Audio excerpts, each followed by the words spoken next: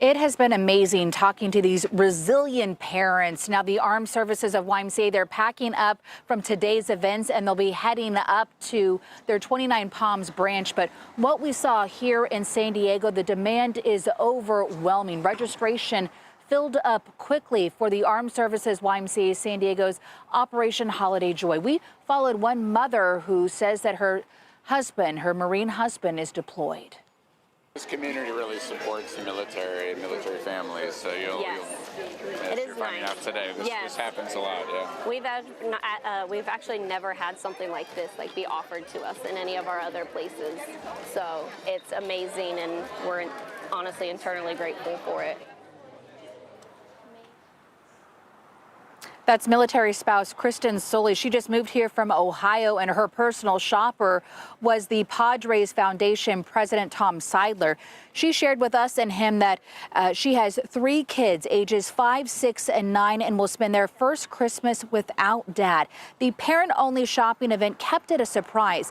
We're talking about 500 military families who shop for 1,200 kids, and it was the community that made this happen. Each family was able to pick out 2 toys or a bike per child. Plus, they got a turkey, a Christmas tree, and a $150 Smart & Final grocery gift card. Padres alumni like former pitcher Brian Lawrence volunteered as Santa's helper.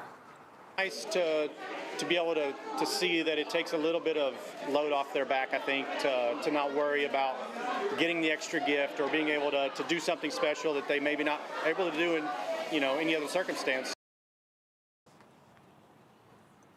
And those 1,200 families, those 1,200 kids that are part of this program, that's an historic number for the Armed Services of YMCA. They said last year there were 200 kids, and there is a growing number and a demand to fulfill this Christmas gift and these wishes. One mom tells me that registration for her filled up in less than 30 minutes.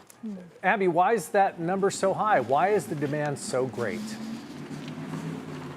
Organizers are telling us that they're seeing a lot of new families that are new to San Diego, and the cost of living is just so expensive. Plus, you have their school supplies, boarding a car, if they're able to afford a car to move here, is expensive. So all of that can add up. And when they're kind of looking at their list, that's where they say they make those cuts. And those cuts are usually from the match of Christmas. So it's for our community, for people like you that are stepping up to help make sure that our military families, our deserving military families, and their kids get the Christmas that they deserve for the country that they serve. Thank you so much. We know so many of those families really do live paycheck to paycheck as it is, and Christmas adds a lot of bills. So, Abby, thank you so much for bringing us that. Yeah, we know a few of those families are still recovering from the plane crash and fire situation earlier this year. So